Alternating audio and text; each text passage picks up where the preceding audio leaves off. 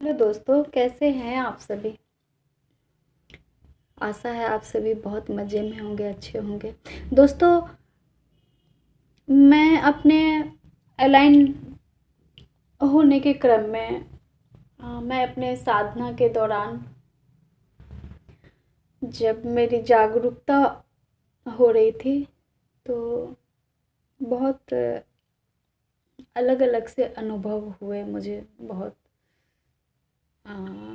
आनंददायक, बहुत पीड़ा, बहुत कष्ट, बहुत उमंग, बहुत उत्साह।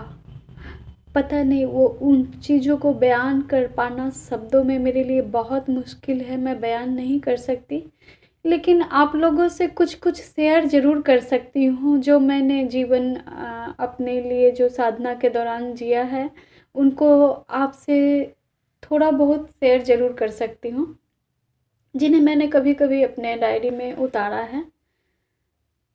आज का विषय मैंने लिखा था आज आप लोगों को बताने के लिए, कर्तव्य कर्तव्य के प्रति। मैंने ऐसे लिखा, जीवन में अगर कुछ श्रेष्ठ है तो वो है कर्तव्य। जहाँ कर्तव्य का पालन पूरे निष्ठा से होता है, चाहे लाख पीड़ा अपने ऊपर सहना पड़े, लेकिन इतिहास गवाह है, जो इंसान अपने कर्तव्य का पालन पूरे निष्ठा से करता है वो अंत तक अपनों का प्यार प्राप्त करता है, और जो अविस्मरणीय होता है। पीढ़ियों तक उन्हें याद किया जाता है, गुण गाया जाता है, और आने वाली पीढ़ी उनका उदाहरण देती हैं और प्रेरणा लेती हैं। दुनिया भर की पीड़ा, दर्द, चीख, आह एक तरफ और कर्तव्य परायणता एक तरफ। ऐसा ही होना चाहिए ना। जो मनुष्य इस पथ पर चलते हैं वो अवश्य पृथ्वी पर अपनों का प्यार पाते हैं और एक मिसाल बनते हैं, अपने जीवन उद्देश्य को प्राप्त होते हैं। और हाँ, बशर्ते वो जीवन का सार समझकर कर्तव्य करें, गीता के ज्ञान के साथ और ईश्वर में आस्था के साथ। कृष्ण ने गीता में कहा ना, योगस्थे कुरु कर्माणि, योग में स्थित होकर कर्म करने के लिए। तो उनका मतलब कहने का यही था कि जागरूक होकर कर्म करो, और जब जागरूक होकर कर्म करने लगते हैं हम सभी, तो आ, कोई ऐसा काम हम लोगों से हो ही नहीं सकता जो निर्दोषों को पीड़ा पहुंचाए, जो ब्रेक डाउन करे, मतलब चीज़ों को तहस नहस करे, जिससे नुकसान हो किसी मानव का, किसी प्रकृति का, जानवर को। वो हमेशा उत्थान के लिए ही काम करेंगे, चीज़ों को सोच समझ कर काम करेंगे। तो ऐसा मेरा लेख था, इतना छोटा सा। और इसके साथ में एक आप लोगों को अपनी भावना के साथ कुछ कविता जैसा ही लिखी। मुझे तो नहीं आता कविता लिखना, लेकिन बस ऐसे लिख जाती थी। तो आज मैं वो भी इस चीज़ के साथ आप लोगों को सुनाऊंगी। प्लीज सुनिए। मेरे चेतन अवस्था में ज्ञान का जो कलर है ना, वो नीला है। नीला जैसे शिव का कलर है, जैसे कृष्ण का कलर है, जैसे नारायण का कलर है। नीला मतलब आकाश, आकाश का कलर नीला होता है, और विस्तार लिए हुए, मतलब अंत ही नहीं उस कलर का, उस नीलांबर का अंत ही नहीं है। इसीलिए मेरी नज़र में ज्ञान नीला है और बिल्कुल वाइट है। ज्ञान में बहुत तेज रोशनी होती है और नीला है। तो मेरा ये हेडिंग था, ज्ञान नीला है। हे प्यारो, अज्ञान तिमिर से बाहर आओ, बाहर आओ। अगर न छोड़ पाओ अज्ञान को, शिव को नित जल चढ़ाओ। अज्ञान अंधकार को थोड़ा परे करके ज्ञान के लिए जगह बनाओ।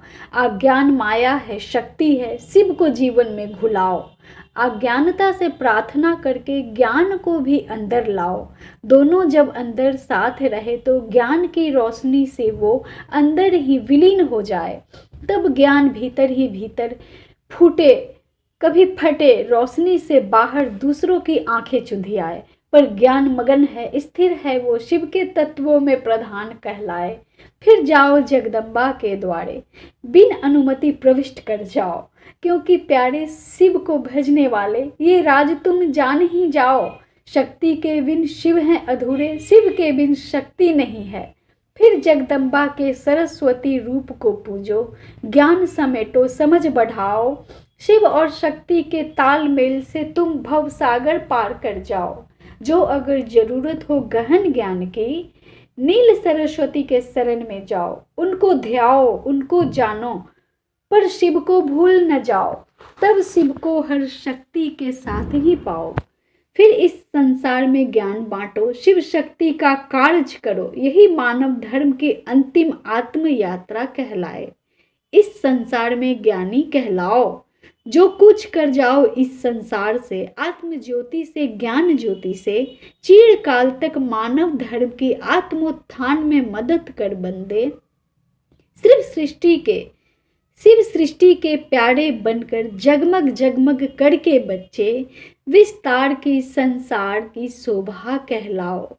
ज्ञान बढ़ाओ, ज्ञान बढ़ाओ, हे प्यारो अज्ञान तिमिर से बाहर आओ, बाहर आओ।